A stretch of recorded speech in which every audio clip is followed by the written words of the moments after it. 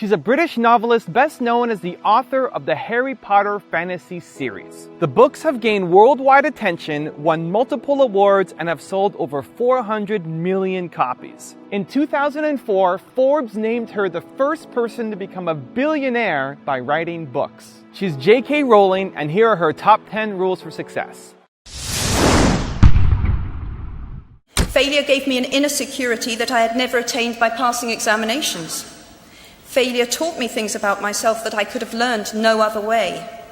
I discovered that I had a strong will and more discipline than I had suspected.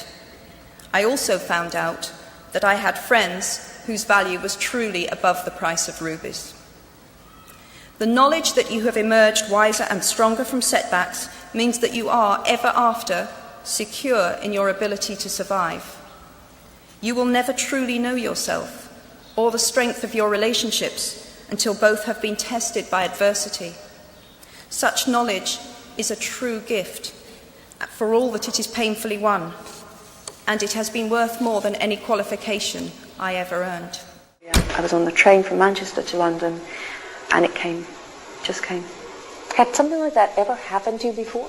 Yes, truthfully. I mean, other ideas had just come to me, because I think if you're a writer, and that's what you spend a huge amount of time doing, ideas do come to you, but nothing had ever come so with such a, I had this, I thought, God, I'd love to write that, and when I got off the train I went straight home and I started writing. It is one of the amazing and wonderful things about literature, as about film and music, is it's utterly subjective.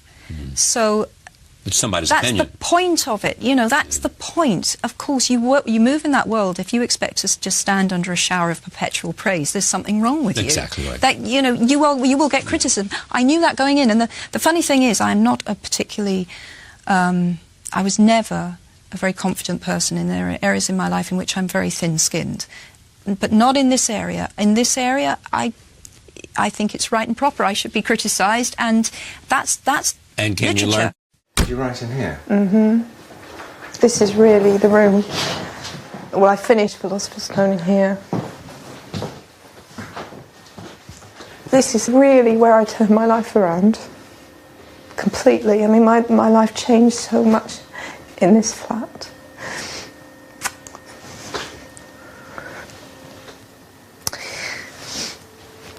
I feel I really became myself here, in that everything was stripped away. I'd made such a mess of things, but that was freeing. So I just thought, well, I want to write, so I write the book. And what is the worst that can happen? It gets turned down by every publisher in Britain, big deal.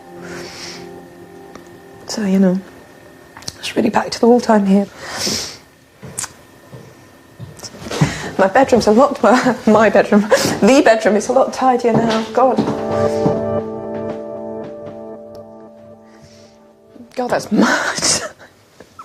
This was a tip when I lived here. Oh, look, Harry Potter books. Now that's really freaky.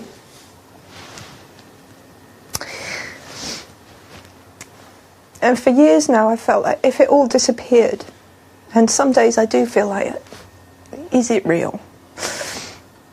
Then this is where I would come back to, you know, this would be my baseline. I'd be back in Leith.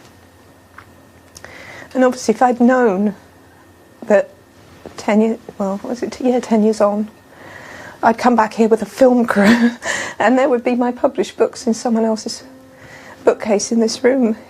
I mean, it's really incredible to me. It really, I mean, yes.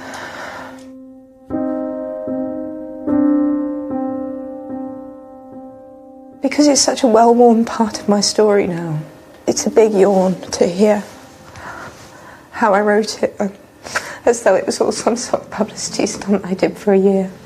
But it was my life, and it was very hard. And I didn't know there was going to be this fairy tale resolution. And coming back here is just full of ghosts. I remember once, and it was like well, I'm going to call it a flash of clairvoyance now. Obviously, if it hadn't come true, it would just be some random crazy thought I'd had. But I do remember one day, writing Philosopher's Stone, I was walking away from the cafe where I'd been working. Philosopher's Stone, which became Sorcerer's Which became Sorcerer's Stone, exactly. So that's the first novel. And I had this moment where I suddenly thought, it was like another voice speaking to me, and the voice said, the difficult thing's going to be to get published. If it's published, it will be huge. Wow. And that is exactly what it was. So there was some hint that the voice had said to you...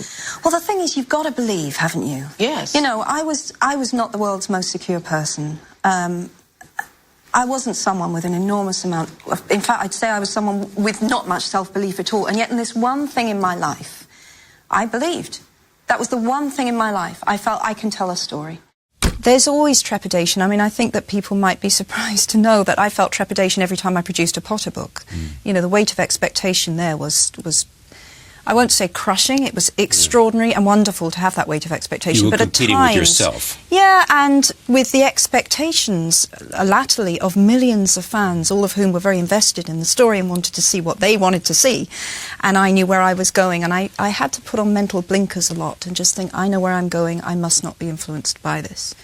Given a time turner, I would tell my 21-year-old self that personal happiness lies in knowing that life is not a checklist of acquisition or achievement. Your qualifications, your CV, are not your life, though you will meet many people of my age and older who confuse the two. Life is difficult and complicated and beyond anyone's total control, and the humility to know that will enable you to survive its vicissitudes. I often get asked by younger readers what I would advise if you want to be a writer. This is the way I did it, so that's the only advice I can give. You've got to read as much as you possibly can, because that's the best way to recognise good writing and to learn what makes bad writing, and those are very good things. You'll probably go through a phase where you imitate your favourite writers. That's perfectly okay. That's another learning process. You resign yourself to writing lots and lots of rubbish. You just got to write that out of your system, and sooner or later you'll hit what you know you really should be doing and what is your genre. And perseverance. You've got to persevere, because it's a career with a lot of knockbacks, but the rewards are huge. I don't mean in the sense that if that's what you really want to do, to be able to do it lifelong is the best thing in the world. Very rewarding. But it's not a career for people who are easily discouraged, that's for sure. And to their parents, don't tell them it's unrealistic. Never say that. Because even if they're not published, writing is the passion of my life, so it's an important thing to do. I've always wanted to be a writer.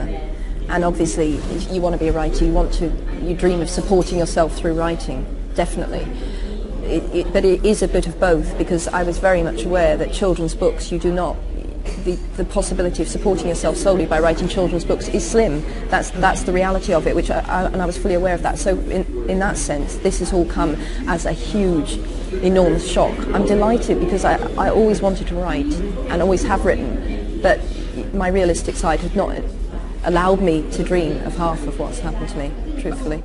If you choose to use your status and influence to raise your voice on behalf of those who have no voice, if you choose to identify not only with the powerful but with the powerless, if you retain the ability to imagine yourself into the lives of those who do not have your advantages, then it will not only be your proud families who celebrate your existence, but thousands and millions of people whose reality you have helped change.